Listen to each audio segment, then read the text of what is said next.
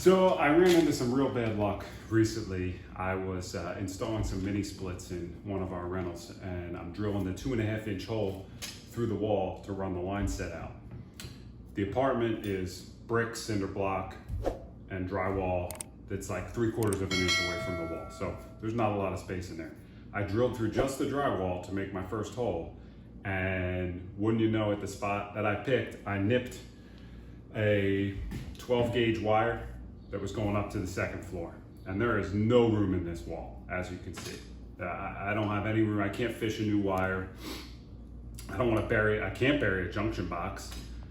There's not even enough depth in the wall to put a junction box with a cover. So I thought I would share a little life-saving product here that I was able to use, and kind of how it works. It's super easy. This is code compliant according to the latest NEC, but you obviously want to check with your local jurisdiction whether this is approved in your area. The product is made by NSI, and it's basically a wall connector that allows you to make a splice in a wall and cover it up. You don't need a junction box, doesn't need to be accessible. The only caveat here is you're not supposed to use these just because you want to extend a circuit. This is just for situations like this. You nick a wire, it's not feasible to pull a whole new wire from the basement up to the second floor.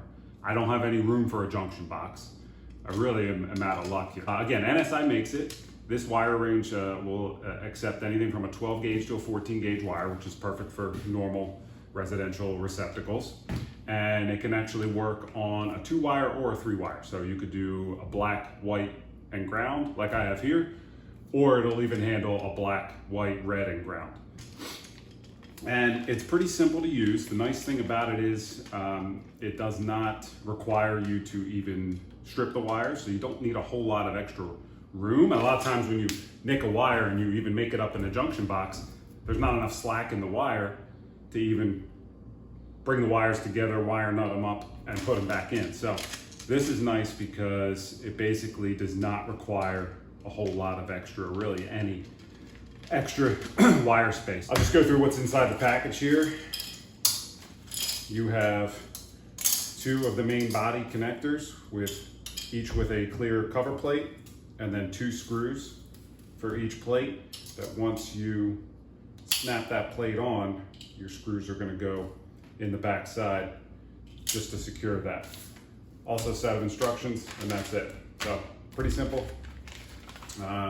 You know, for what it is, also not very expensive. I don't know, it's like 10, 15 bucks or something, which saving the hours of labor trying to pull a new wire to replace this is well worth it.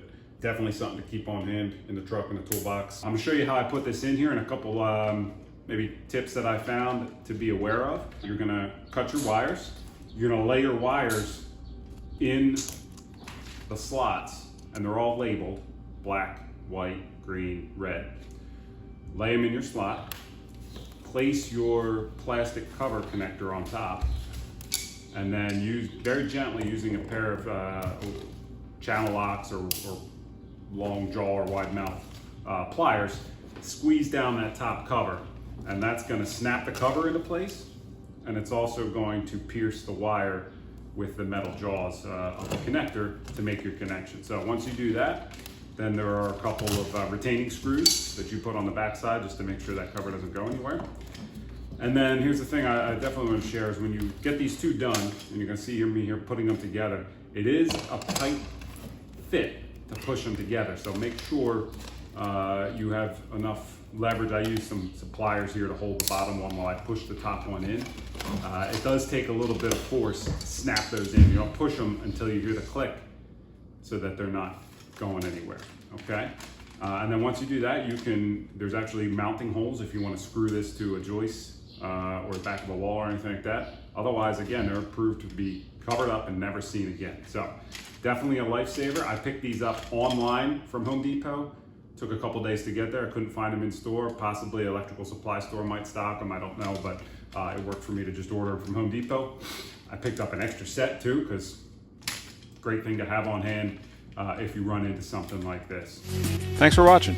Be sure to hit that like and subscribe button to stay up to date on all my new videos in the world of property management, renovation, Airbnbs, real estate investing in general, and pretty much any other project I get myself into. Thanks again. Appreciate the support. Don't forget to leave a comment below.